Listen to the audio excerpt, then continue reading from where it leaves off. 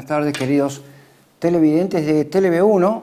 Damos comienzo hoy a la séptima entrega, si no tengo enumerado, o sexta entrega, de nuestras conversaciones acerca de filosofía política como punto de partida, como perspectiva crítica del proceso de la cuarta revolución industrial, que es la forma específica del globalismo. El título de hoy está impuesto por la realidad que vivimos en el día a día. Desde la última entrega hasta hoy tuvimos en el correr de esos días la elección del sucesor de Jorge Mario Bergoglio. Y allí se han suscitado algunas controversias entre sectores progresistas y neoconservadores. Veremos un poco de qué se trata, no en el marco de esa discusión, sino desde el punto de vista que lo venimos haciendo, vale decir, desde la filosofía política y desde el rigor propio del pensamiento filosófico. ¿Qué significado podemos atribuirle a este título y a un subtítulo que acomodé allí debajo? A ver, ¿de qué se trata esto de preguntarse si Prevost es verdaderamente el sucesor de Bergoglio o algo más que eso? Y la segunda, ya en concreto, ¿qué tipo de universalismo postula Roberto Francisco Prevost? Esta es la cuestión planteada para el día de hoy, porque tiene directa pertinencia con el desarrollo de la guerra que vivimos, la Tercera Guerra Mundial, que se llama Cuarta Revolución Industrial. En esto quiero subrayar el carácter integral de los procesos a los que asistimos. No estamos hablando de una guerra propiamente al uso militar que conocíamos, sino la integralidad de procedimientos, de estrategias disruptivas que reciben el nombre de Tercera Guerra Mundial y cuya finalidad es el cambio completo del orden de la naturaleza, la alteración, por no decir la inversión concreta del orden de la naturaleza, la sustitución de la creación de Dios por la creación humana. Esta es la guerra que está ya encaminada. No necesariamente hay que esperar el estallido de conflictos, sea de naturaleza nuclear, de naturaleza convencional. La guerra ya está en marcha. En ese sentido, veamos de qué se trata entonces. Para esto, yo les pediría aceptar provisoriamente, podrán ustedes revisarlo con mis conclusiones, pero digo aceptar provisoriamente algunas premisas de partida, 3 premisas de partida, para poder comprender bien mi desarrollo del día de hoy. La primera premisa es una premisa que corresponde al campo de la metafísica. Sostengo, por tanto, la primacía del ser sobre el pensar, la primacía del ser respecto del pensar. Me refiero en esto, en esta tesis, en este enunciado, a la completa inversión en 180 grados del famoso postulado cartesiano, pienso, luego existo. En mi afirmación de raíz tomista, porque existo, pienso, pero existo en cuanto criatura de Dios y pienso porque poseo la facultad del intelecto participada por Dios en el mismo instante de mi propia creación como persona humana. Primacía del ser, entonces, respecto del pensar.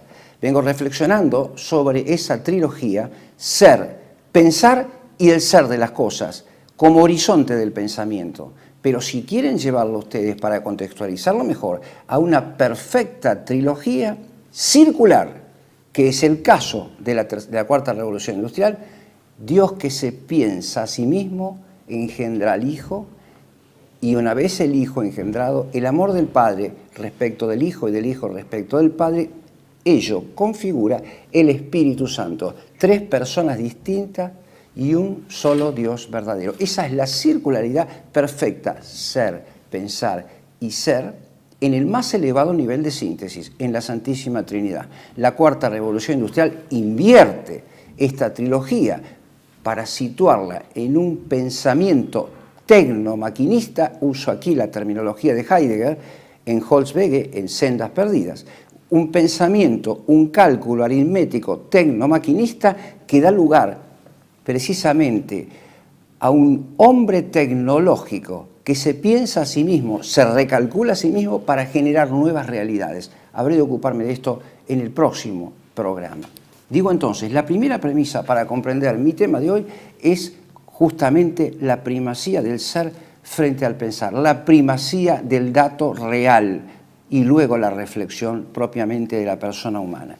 El segundo, aceptar que el Concilio Vaticano II es un hecho histórico en la vida de la Iglesia que conmovió, que subvirtió, que operó con la fuerza precisamente disruptiva que se le atribuye hoy a esta cuarta revolución industrial, ya en la década 60, pero sobre los pilares en que se sostiene la Iglesia Católica, una santa, católica y apostólica. Esto es lo que se ha conmovido al punto de haberse configurado hoy algo distinto, puramente humano, que no es la Iglesia Católica. Lo que emerge después del concilio no es la Iglesia Católica, y esto se ve hoy con más claridad que nunca. La segunda premisa. ¿Por qué? ¿Por qué esta segunda premisa? Porque el Concilio Vaticano II es así como diríamos el útero espiritual a la luz del cual deben comprenderse los significados de los grandes conceptos que voy a enunciar leyendo, teniendo delante mío precisamente todas las declaraciones de Francisco Roberto Prevost desde el día 8 de mayo hasta el día de ayer. He leído todos sus documentos. No han pasado muchos días, tampoco son muchos, pero en ellos están los trazos esenciales de esta nueva era tecnológica espiritual que se ha inaugurado justamente en forma convergente con los grandes objetivos de la cuarta revolución industrial. Digo entonces, la segunda, la aceptación del carácter revolucionario del Concilio Vaticano II. Y la tercera es que precisamente este concilio ha nacido, se ha generado, se articuló en una época caracterizada por el hundimiento del ser, por la primacía del pensamiento iluminista constructivo, que naturalmente ha dado lugar a una religión puramente humana, diríamos con Nietzsche, demasiado humana. Formuladas estas aclaraciones, podríamos ir un poco más adelante para ir indagando acerca de si realmente Prevost es el sucesor de Jorge Mario Bergoglio. Y aquí yo diría lo siguiente: en ningún caso es el sucesor de Bergoglio, sino su profundizador, su superador inclusive. Todo esto está sujeto a comprobación, como lo hago siempre en el desarrollo de mi exposición. Es apenas el sucesor en el tiempo, pero no es simplemente un repetidor de Jorge Bergoglio, sino un profundizador, porque posee una competencia científica y tecnológica, me atrevo a decir más tecnológica que científica, que su predecesor no tenía, y que lo alinea en la dirección de la nueva derecha triunfante en toda Europa. El señor Prevost inaugura una derecha eclesiástica de base tecnológica. Un poco más adelante, se podría decir entonces que esta inauguración de una nueva religiosidad, la sucesión cronológica de Prevost respecto de Bergoglio, merece otro análisis. Pregunta, a saber, ¿es francamente León XIV el sucesor y continuador de León XIII? La respuesta es categórica, absolutamente no. Y la razón es la siguiente: si por algo se caracterizó el pontificado de feliz memoria de León XIII, es por exaltar precisamente la teología de Santo Tomás de Aquino como regla y medida del pensamiento teológico y como obligación de conciencia moral para especialmente los hombres de Iglesia a los efectos de elaborar esa teología que ilustra nuestra fe y la hace todavía más fuerte delante de Dios. León XIII es el autor de aquella famosa encíclica e incluso que dio lugar a la elaboración, a una abierta de la famosa edición crítica de las obras de Santo Tomás de Aquino, con obligación que no se cumple desde el concilio hasta hoy, menos que nunca, de estudiar precisamente de sus mejores textos la doctrina excluyente de Santo Tomás de Aquino. Digo entonces, no es el sucesor ni tampoco el continuador de Tomás de Aquino, ni menos aún de León XIII, porque el señor Prevost profesa un agustinismo que excluye la integración, la recepción con la doctrina tanto de Alberto Magno con Santo Tomás de Aquino.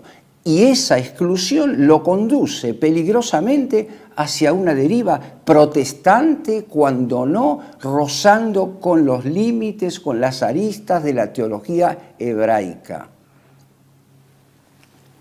Un poco más adelante podríamos decir también que el pensamiento, ya con estos elementos de juicio, el universalismo, el pensamiento universalista que caracteriza a Roberto Prevost es un pensamiento universalista distinto del universalismo que conocemos, por ejemplo, en La Ciudad de Dios de San Agustín, autor, insisto, de referencia, a cuanto menos en su discurso, en su guión, de Prevost.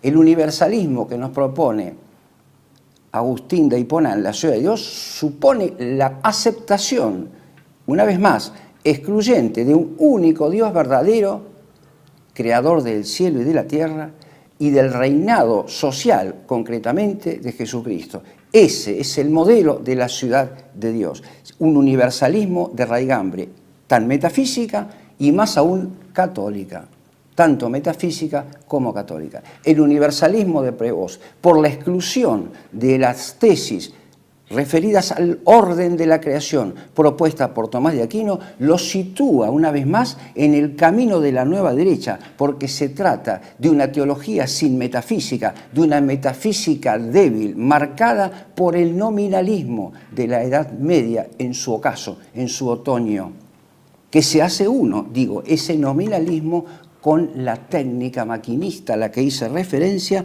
usando, reitero, un concepto de Martin Heidegger en el siglo XX. Entonces, con estos elementos de juicio podemos avanzar todavía un poco más y examinar ahora, como marco de fondo, la situación política internacional y la nacional, donde se inscribe esta elección, este universalismo antimetafísico de Prevost. En un segundo momento, a partir de ahora, voy a enumerar primeramente los conceptos, los grandes conceptos de Prevost que encuentro en todos sus escritos, leídos ellos, y subrayados debidamente y debidamente meditados, para proceder después, en una tercera etapa, a integrarlos sistemáticamente o a comprobar cómo uno depende del otro en un pequeño sistema, a los efectos de comprender la fundamentación de mi afirmación de partida, que a saber que el funcional universalismo de Prevost sirve al fin, al propósito destructivo de la creación de la cuarta revolución industrial. Verán ustedes cómo no se trata de animadversión personal, que tampoco se trata de una interpretación personal, sino de la lectura lisa y llana de las declaraciones de este señor que ha sido recientemente electo en lugar de Jorge Mario Bergoglio. En primer lugar, respecto de la situación internacional, quisiera ir proponiéndoles algunos ejes de análisis que el mismo Prevost va a utilizar, pero en un sentido distinto al que los voy a aplicar yo ahora. Comenzamos entonces trazando dos perspectivas, una vertical y la otra horizontal, al modo de una cruz. Lo reiteraré en la segunda y en la tercera parte, completando algunos elementos. En ese primer, diríamos así, eje vertical, yo colocaría en la base el concepto de multipolarismo, y en la cúspide el concepto de unipolarismo. Quiero decir con esto, cuando hablo de unipolarismo, hago referencia al universalismo. Cuando hablo de multipolarismo, hago referencia a la llamada multiculturalidad, al multiculturalismo. Si lo traducimos en términos políticos, en la base se encuentran los estados-nación, también con sus alianzas parciales, como las hemos conocido hasta hoy. Quisiera hacer notar que el multipolarismo tiende a su integración unipolar. Lo múltiple, lo que se ve disperso, aplicando un principio de la metafísica platónica, siempre necesariamente reconoce un uno unificante en sentido negativo o en sentido positivo.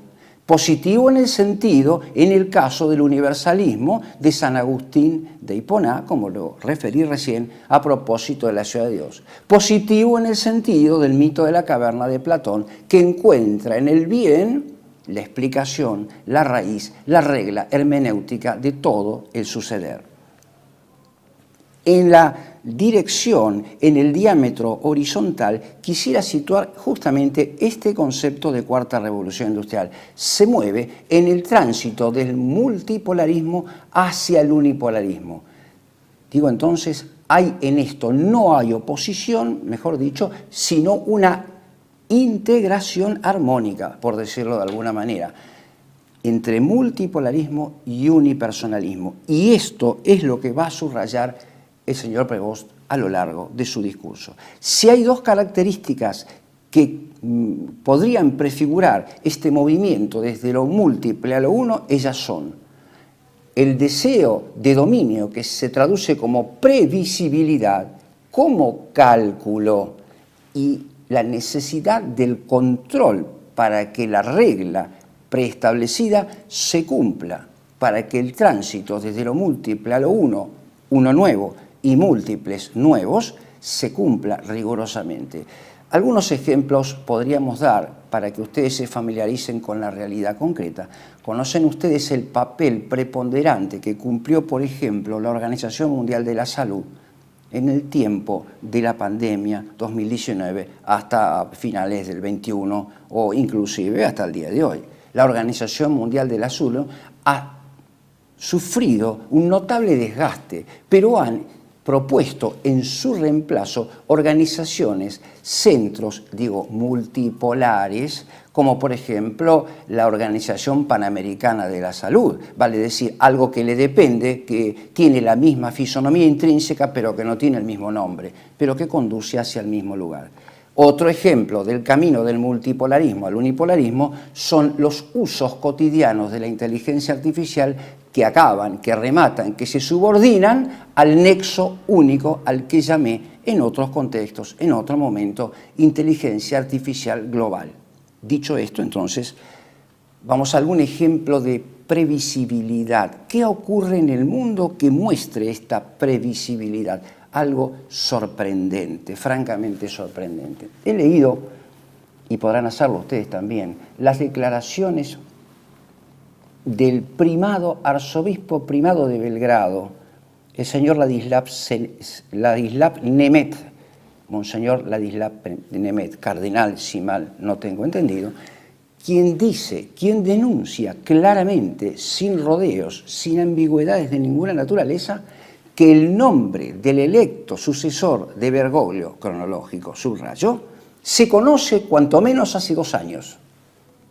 Esto es tremendo, porque entonces aquella esperanza de lo que llaman equivocadamente el pueblo de Dios, pero lo que nosotros debemos llamar la comunidad de los fieles, que es comunidad por su referencia al uno, único necesario, que es Dios uno y trino, no es el pueblo de Dios, sino la comunidad de los creyentes, la comunidad de los bautizados.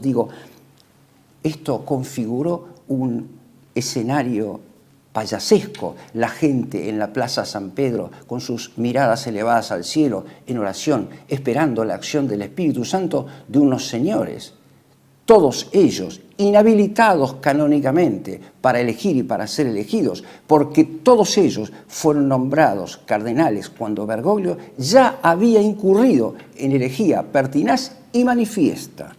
Me atengo aquí al Código de Derecho Canónico de 1917, no el posterior, porque el posterior ya lo hizo el concilio.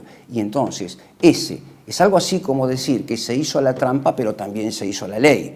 Voy al momento en el que el Código de Derecho Canónico hacía circular por sus venas la auténtica fe católica apostólica romana. Allí se prescribe en el canon que acabo de citar, precisamente que el hereje pierde cargo y jurisdicción ipso facto y no puede, por tanto, nombrar a nadie. Pero dejando ese aspecto de lado, dejando esa cuestión que podría merecer otro análisis particularizado, allí se reunieron quienes ya sabían a quién debían elegir. Y notamos también la coincidencia con esta noticia anticipada en las declaraciones de nuestro periodista local, Nelson Castro, quien va a decir antes de la fumata cuál era el nombre del electo. Y parece que cuando se lo preguntan, le preguntan cómo sabía esto, él va a responder porque tenía contactos y seguramente los debe tener y se ve que son muy confiables, de modo que cuanto él dijo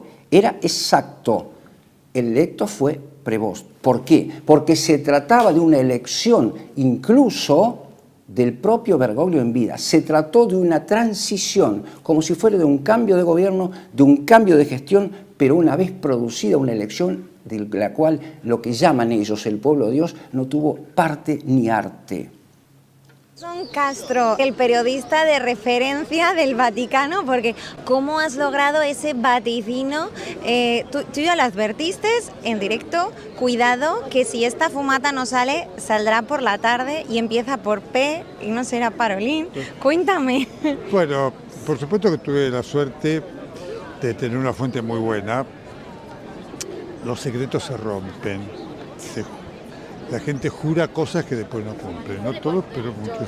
Así que ahí apareció una fuente que tenía un contacto que era muy bueno, que lo habíamos chequeado ya el día anterior que era muy bueno, nos había dado 2 datos muy buenos que después se corroboraron de la primera votación.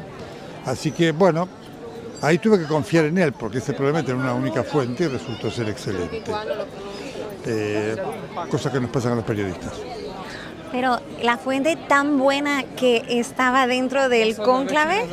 No te lo puedo decir, era una fuente muy buena que sabía lo que pasaba dentro del cónclave y se ve que lo sabía muy bien. Y se ve que lo sabía muy bien. Y se ve que lo sabía muy bien. Y se ve que lo sabía muy bien. Ven ustedes entonces como el propósito de asegurar una línea de continuidad que hoy vemos en los escritos está prefigurado en este hecho de la realidad. ¿Qué ocurre en el ámbito internacional también y local?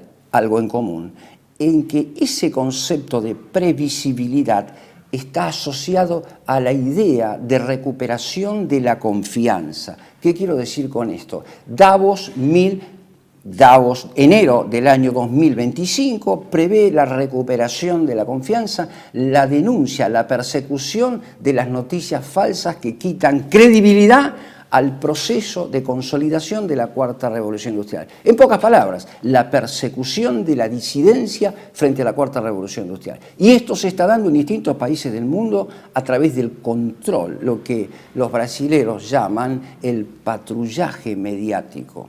Creo que todos saben a lo que me refiero. Veamos ahora lo que ocurre en el ámbito nacional. Hemos leído en las noticias de los diarios de este fin de semana la penuria de los investigadores del CONICET por la liquidación, por la virtual paralización de la estructura científica de nuestro país. Esto no es una casualidad. Esto es así, no por un descuido, no por incompetencia, sino porque precisamente se está llevando a cabo la sustitución de la ciencia por la técnica maquinista. Este es el gran tema de varias, no de una, de varias obras de Martin Heidegger. La liquidación de la ciencia rigurosa de la que nos habla Edmund Husserl por la técnica maquinista propia del siglo XXI. Esto va a tener la mayor importancia en lo que sigamos tratando. Y otra información importantísima a los fines de comprender nuestra realidad es el estreno de una película en nuestro ámbito local que se llama Entrenando a mi dragón. Brevemente, antes de ir a la pausa, les diría que la película ofrece un guión en el cual un joven vikingo, miembro de una familia cuya tradición estaba caracterizada por exterminar, por matar a los dragones, recibe la misión de matar a uno, tal vez el más peligroso de ellos. Pero cuando va a cumplir la misión, comienza a reflexionar a ver si debía o no llevar adelante esta acción de matar a este animal.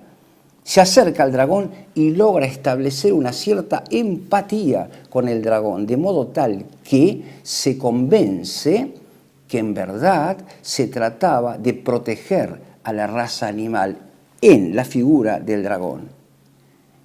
Regresa a los de su familia, regresa a los vikingos de su tribu y pretende convencerlos de la protección de los derechos de los animales. Fíjense ustedes que voy subrayando mientras reconstruyo rápidamente y en un bosquejo incluso desprolijo, los grandes temas de la ecología, los grandes temas de la cuarta revolución industrial, los derechos de los animales, el ecologismo, pero ahora la connotación teológica y filosófica.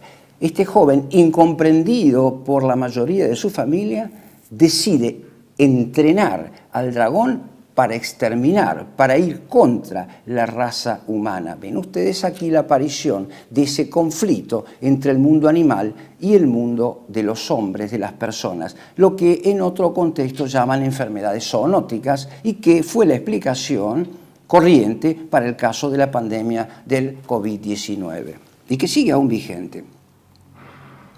Allí están todos los temas. El señor Prevost recoge esos temas en su guión. Veremos que efectivamente sí los recoge. Entrenar al dragón significa ahora, como colofón teológico, entrenar al demonio. El demonio es el dragón es uno con la persona del anticristo, es aquel mismo que vimos emerger de las aguas para colorear la tierra en el video que tuve ocasión de mostrarles en pantalla a propósito de la finalización de los Juegos Olímpicos de Madrid 2024.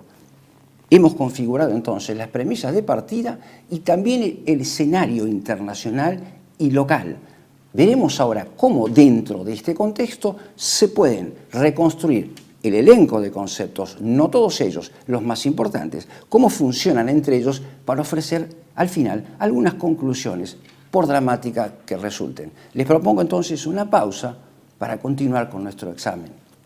Residencia como en casa es un hogar para adultos mayores habilitado en la ciudad de Buenos Aires, cuyo objetivo es la atención y cuidado de pacientes de la tercera edad. Años de experiencia nos respaldan. Trabajamos con dedicación para cuidar a nuestros abuelos y así ofrecerles la felicidad y comodidad que ellos merecen. Estamos en el barrio Villa Real, pasaje Francisco Bauzá, 2372, casi esquina Tinogasta. Comunicarse al teléfono 11 50 35 15 25. Residencia para adultos mayores, siempre contigo. Los esperamos.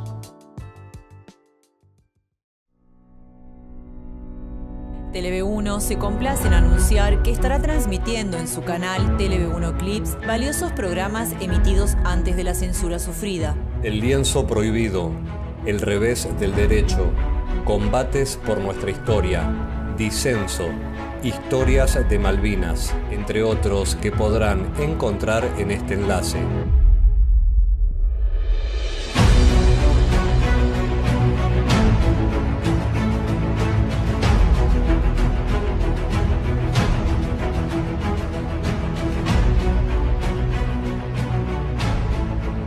Agradecemos su aprovechamiento y difusión. Bienvenidos a CEPA, Centro de Estudios del Pensamiento Americano. Nuevo sitio web de cursos de formación en política, filosofía, historia, literatura, geopolítica, religión, psicología y más. Cursos de formación que reflejan el verdadero pensamiento americano. Lo invitamos a elegir el curso de su agrado ingresando en www.cepa.la.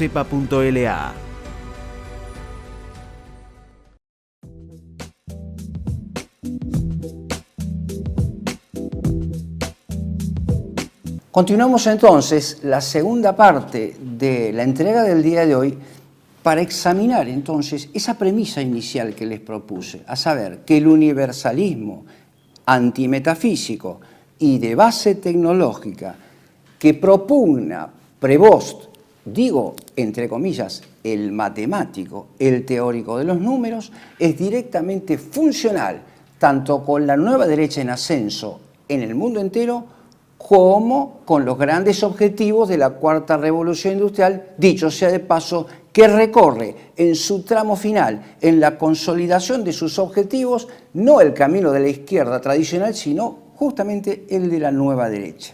Ya veremos qué características tiene ese camino. Digo entonces, voy a enumerar en primer lugar los grandes conceptos y luego trataremos de integrarlos en una síntesis para que ustedes vean cómo es la movilidad de tales conceptos y cómo es posible reconfigurar ahora en la parte final esa premisa, ese bosquejo rápido que les ofrecí cuando me refería a la situación política internacional. Veamos entonces, el primer concepto, el que salta a la vista de cualquier observador, es el concepto de paz.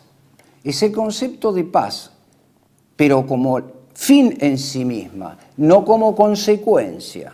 La paz, San Agustín, el autor, al menos en el guión de referencia de Prevost, define la paz de otra manera. Es la tranquilidad que emerge como consecuencia del orden, agrego personalmente, de los órdenes, con lo que me refiero al orden político, al orden de la ciudad política, al orden eclesiástico, inscritos armoniosamente en el orden de la creación y reconociendo a Dios como alfa y omega.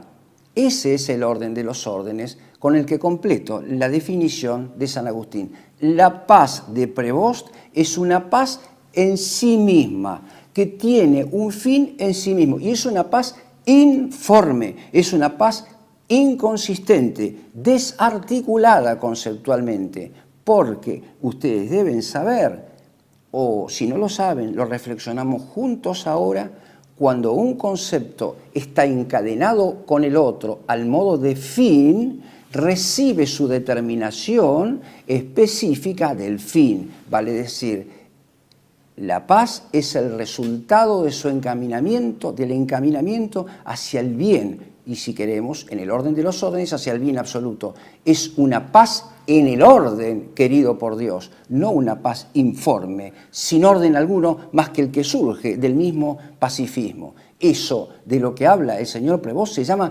pacifismo, no la paz tal cual la enseña Jesucristo.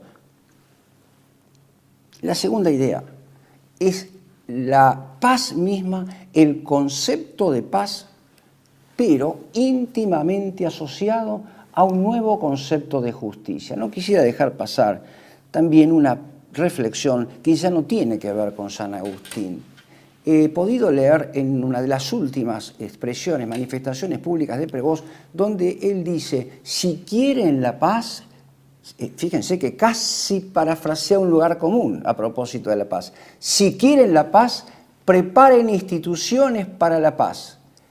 Pero la primera parte se identifica con un clásico de la definición de la paz, que es Vegesio, en su obra Rei Militaris, romano, del siglo II, cuando dice, si quieres la paz, prepárate para la guerra. Y el concepto de guerra puede ser un concepto, sí, castrense, pero también en la vida espiritual sabemos que hablamos de nuestra guerra contra el demonio. Cabe subrayar que no ha sido otro que el Papa de feliz memoria, León XIII, de quien León XIV toma el nombre como para identificarse con la doctrina de León XIII, lo cual es absolutamente engañoso y falso. León XIII justamente es el creador de aquella bellísima oración del final de la misa. San Miguel Arcángel, defiéndenos en la batalla, sé nuestro amparo contra la perversidad y las asechanzas del demonio. Reprímale Dios, pedimos suplicancia, y tu príncipe de la milicia celestial, de la que también nosotros podemos formar parte, de la milicia celestial, arroja al infierno con tu poder al demonio y a los espíritus malignos que andan dispersos por el mundo para la perdición de las almas. Ninguno de estos conceptos está presente en la esfera del concepto de paz del señor Roberto Francisco Prevost, sino que habla de una paz que desarma, una paz desarmante. Coincide exactamente con el leitmotiv de las Naciones Unidas. Sí, pasamos ahora, no sin antes haber formulado esta pequeña observación ilustrativa, si ustedes quieren, a la paz asociada con la justicia, pero una justicia que quienes comprendemos, quienes tenemos esta vocación por la filosofía política, no buscamos en las declaraciones de Prevost, sino en las fuentes originarias. El lugar por excelencia debería ser para nosotros el libro quinto de la Ética Nicómaco de Aristóteles. En términos generales, en la doctrina aristotélica encontramos dos grandes conceptos, el concepto de dike y adike. Dike es el nombre de la justicia, el nombre griego de la justicia, es un nombre con una connotación hacia la divinidad.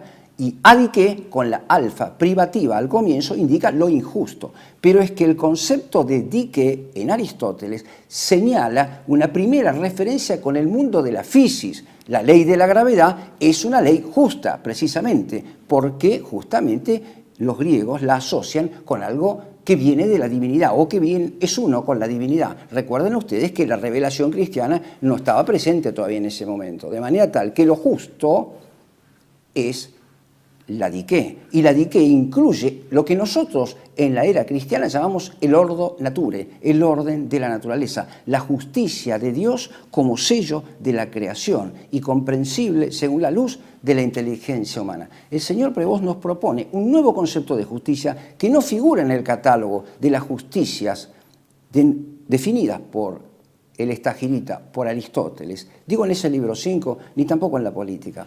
Habla de la justicia ecológica.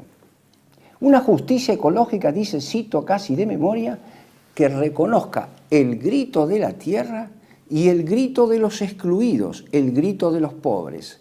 Con lo cual hace referencia a dos grandes conceptos. Al concepto de ecologismo que pone como bandera la cuarta revolución industrial. Y hace referencia a otro concepto que ya había retomado su predecesor, a saber, el grito de los pobres, el concepto de capitalismo inclusivo, porque hay que recordar, miren, si hay algo que varía, que cambia hora tras hora, son los conceptos de la política, van cambiando según cambian las circunstancias y debemos estar muy atentos para comprender esos cambios y juzgarlos a la luz de la ciencia política rigurosa. Tomo una vez más, porque me resulta suficientemente demostrativa, suficientemente clara, esa referencia de Husserl, ¿no? La ciencia rigurosa, la de los principios inmutables, ¿no? ¿Qué es entonces esto de la justicia ecológica y del capitalismo inclusivo? El capitalismo inclusivo marca para la cuarta revolución industrial el fin del capitalismo que conocimos hasta hoy. Es aquella referencia que hace el propio Bergoglio de las Naciones Unidas cuando dice el capitalismo ha fracasado, debemos asumir formas inclusivas, que no es más que la forma elegante, la forma económica por excelencia de la última resolución del liberalismo, del libertarianismo, a saber, el marxismo-leninismo. Los dos partes de un mismo segmento, de un mismo movimiento del pensamiento. No hay tampoco aquí ninguna oposición. Digo entonces, una justicia ecológica, pero que conlleva algo gravísimo, porque jurídicamente saben ustedes que una obligación de restitución supone un sujeto de derecho del otro lado. ¿Y pero quién es ese sujeto de derechos? En el discurso del señor Prevost, la naturaleza como un todo ¿de qué tipo? ¿Como un todo material? ¿Como un todo creado por Dios? ¿Qué tipo de todo es al que le debemos esta cosa? Nos está hablando de la reclamación del medio ambiente, de la biosfera, que es un tema que hoy toma Bergoglio, Prevost y toda la Academia Provida, nada menos que de Hans Jonas y de Edgar Morin, dos sociólogos y filósofos hebreos que inspiran hoy la teología autodenominada católica y que producen estos señores que parecen no ser francamente católicos, conforme a lo que vengo diciendo. Digo entonces una justicia ecológica y una justicia que implica la redefinición del capitalismo. En una palabra, serás feliz y no tendrás nada. Un poco más adelante, emplea el concepto de ecumenismo, íntimamente asociado a la idea de sinodalidad, sinjodos en griego. Sinjodos quiere decir caminar con, en un nuevo principio. Pero este concepto insisto, en la primacía del ser frente al pensar. Hoy las cosas han cambiado. No se puede hablar como en el Éxodo 3:14, yo soy el camino, la verdad y la vida. Hoy esto ha sido redefinido. Ese nuevo comienzo, ese nuevo principio del caminar por el Jodós, el camino, Éxodo 3:14, supone un nuevo comienzo que se asocia con la sinarquía. Entonces este concepto de ecumenismo, que hace referencia en primer lugar a la igualación, a la mayor de todas las herejías, la igualación de todas las religiones en un mismo pie de igualdad, supone la integración de todas las religiones en un mismo camino, que no es justamente el enunciado en el 3:14 Éxodo, yo soy el camino, la verdad y la vida, que el mismo Dios pronuncia.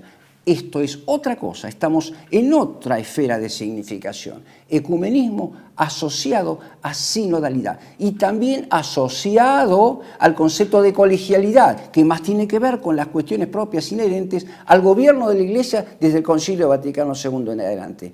¿Cómo se espeja este ecumenismo sinodal desde el Concilio Vaticano II en adelante? Es la integración de comisiones, nada menos que reformadoras, de los ritos, de la misa, de la consagración de obispos y de sacerdotes, que son el pilar de la Iglesia de Jesucristo, por parte de teólogos anglicanos, de teólogos protestantes, que sí tenían voz y voto y que sí dejaron su sello, al punto hoy de poner en entredicho la solidez de las consagraciones episcopales y de las ordenaciones sacerdotales. Y esto, los hombres de Iglesia bien informados lo saben mejor que yo.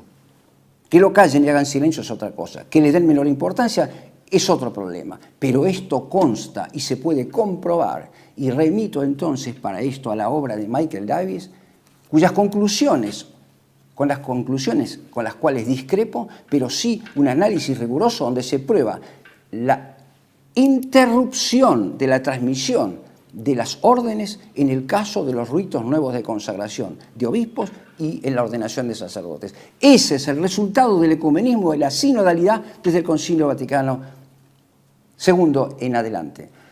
Un ecumenismo que parece curioso, pero que niega justamente el primado de Pedro, porque en un mundo ecuménico, donde ya la religión católica no es más la única verdadera, donde ya el Papa no es más por autodeterminación, por decisión propia de los hombres de Iglesia, el representante del único Dios verdadero, sino uno de tantos representantes de concepciones religiosas, espirituales, articuladas por el hombre, primacía del pensar frente al ser. La negación de Dios es ahora el signo del hundimiento del ser por el que atraviesa Oriente y Occidente.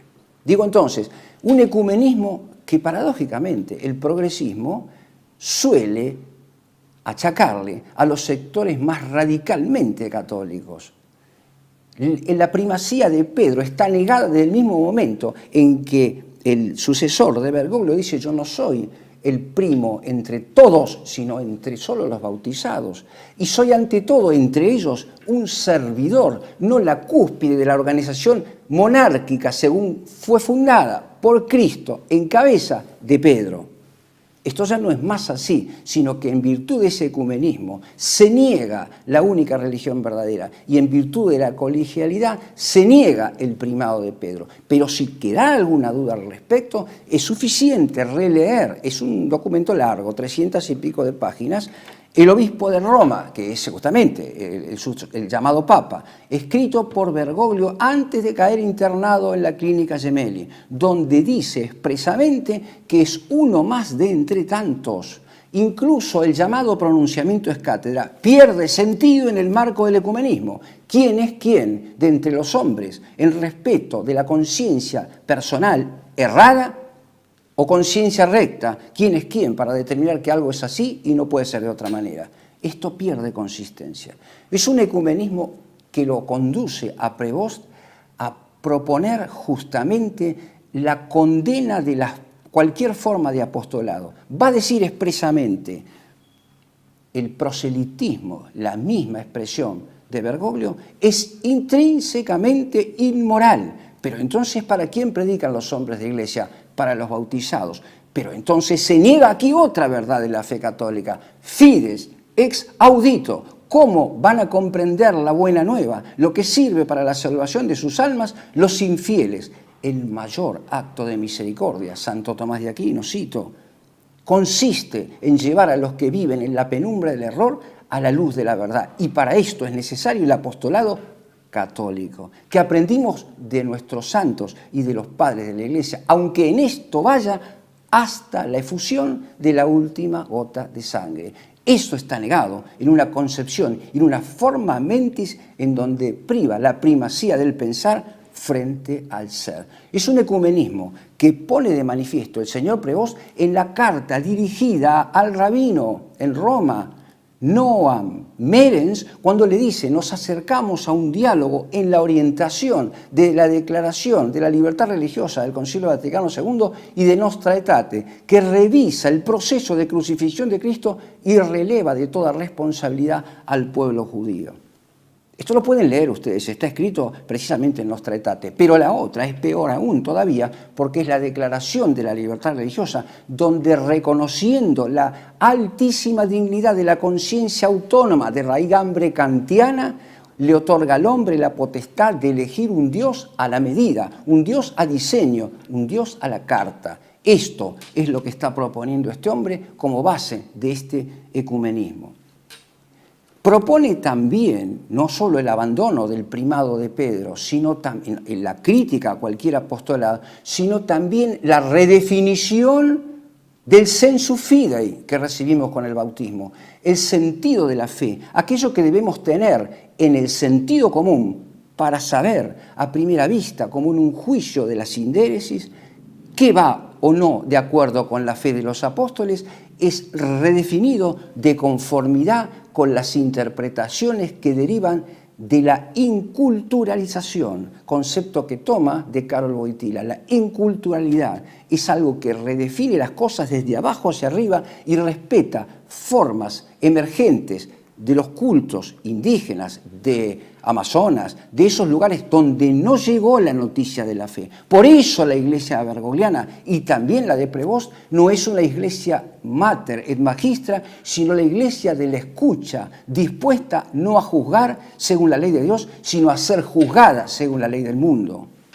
Estamos en presencia prácticamente de ministros del anticristo, conforme lo que ustedes ven, según lo que voy diciendo.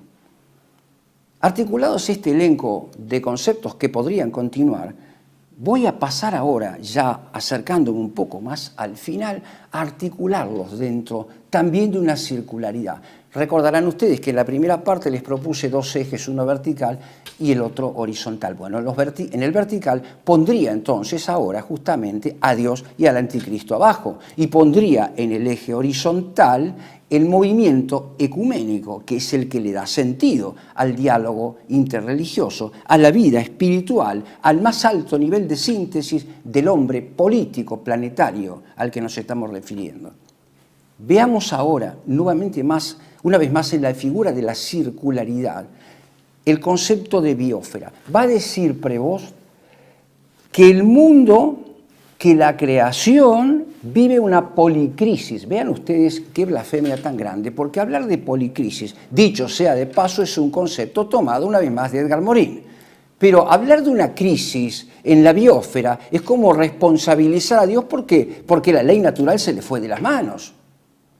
Este es el caso de la Cuarta Revolución Industrial, que pretende subsanar nada más ni nada menos que el registro del pecado original, alargar la vida, evitar las enfermedades, evitar el sufrimiento. Es una completa inversión, obra, del anticristo, en la redefinición sutil de estos conceptos. El mundo, la creación, y lo ha dicho Bergoglio, cualquiera de ustedes lo puede comprobar, a un clic de distancia, se encuentra en una policrisis. ¿Qué es una policrisis? Es una crisis múltiple, sistemática, y entonces, una crisis que desde la biosfera condiciona la vida política, la vida espiritual de los hombres.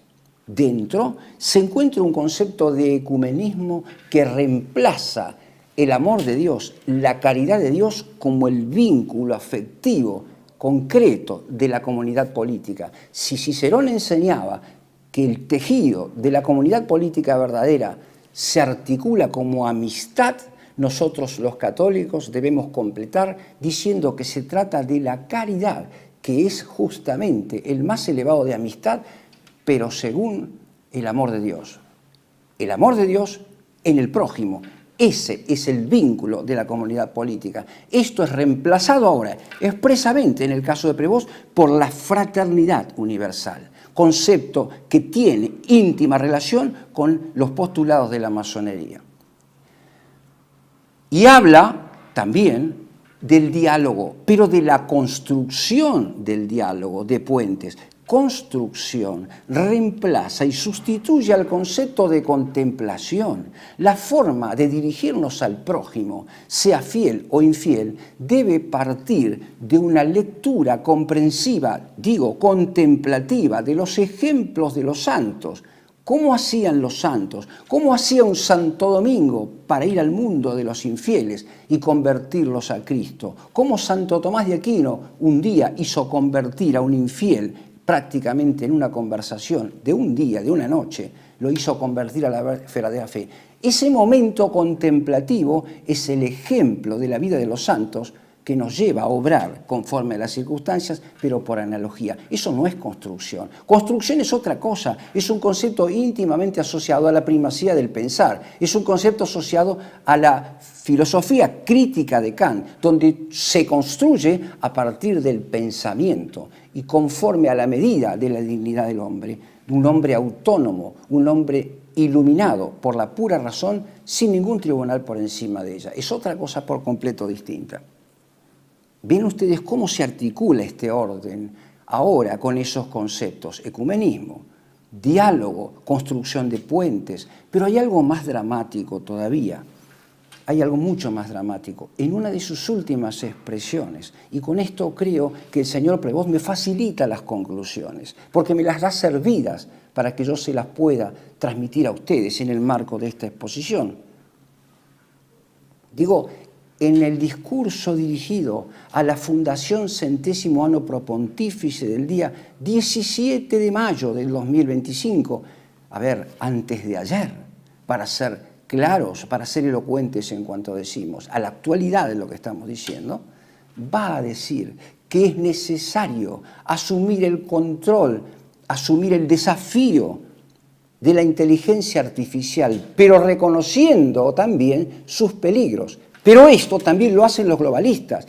Este es el camino del discurso del señor Klaus Schwab y de Yuval Harari, porque cuando nos hablan de reconocer los peligros, nos están queriendo decir que concedemos a la necesidad de un control central. Pero si todavía caben dudas, hay que mirar un poco más el texto de Prevost en ese discurso al que hago referencia, donde va a hablar de la necesidad de un control global único, de un banco central único y de un Estado, de una gobernanza global única en el amor del hombre, en la igualdad, en la fraternidad.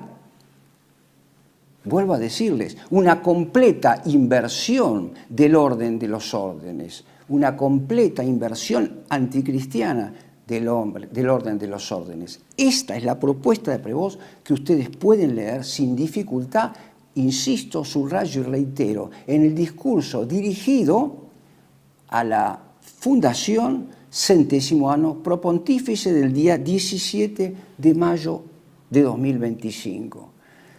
Todo esto, queridos televidentes, nos permite extraer algunas conclusiones, decía, por dramática que sean. La primera de ellas, la pregunta que hice al comienzo, ¿es realmente este hombre matemático por formación el sucesor de Bergoglio? No, señor, es su profundizador, es su profundizador. Decía el periodista Sergio Rubín en Clarín de ayer que los neoconservadores que tenían la ilusión de un cambio de dirección se deben sentir hoy decepcionados a la luz de estas revelaciones que nos muestran un Prevost tecnócrata, un hombre de la Cuarta Revolución Industrial, un hombre que está consustanciado con estos fines de la Cuarta Revolución, un hombre que milita en la nueva derecha en ascenso. También partimos de una redefinición de la persona humana en el sentido también de Edgar Morin. El hombre no es más una sustancia individual de naturaleza racional, porque eso haría referencia a un Dios creador único para todos los hombres.